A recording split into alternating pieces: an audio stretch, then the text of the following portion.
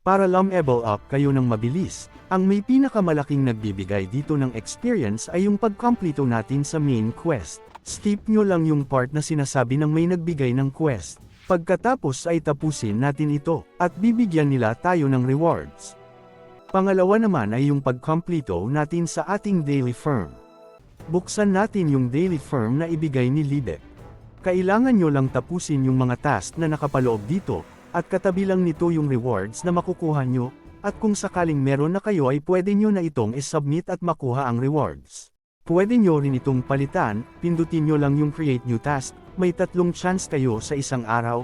Sa pagtaas ng grade ay sa pagtaas din ng rewards, pinakamataas ang A, sunod B, sunod C, at D. Ang pangatlo naman ay ang weekly quest, hindi ko lang matandaan kung na-open ba siya nung level 25 o 30. Katulad lang din sa daily firm, kailangan nyo lang gawin yung mga task. At ito naman yung points nyo, pag umabot kayo sa point na kailangan ng chest ay may rewards din itong EXP.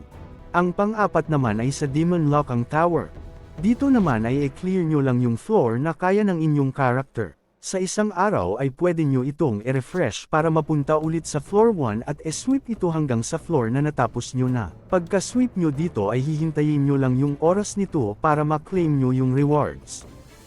Sunod ay punta naman tayo sa pag-farm ng naka-AFK. Kung mag-farm naman kayo ng naka-AFK, pumunta lang kayo sa pinakamataas na level ng monster na kaya nyong 2 hit o 3 hit lang ng skill. Kailangan din yung skill nyo ay yung hindi matagal cast, katulad ng naka-equip dito sa akin kung ikaw ay isang bow user. At sundin nyo lang din itong settings ko sa fight, para mabilis tumarget at hindi palimot-limot ng mga materials ang inyo character.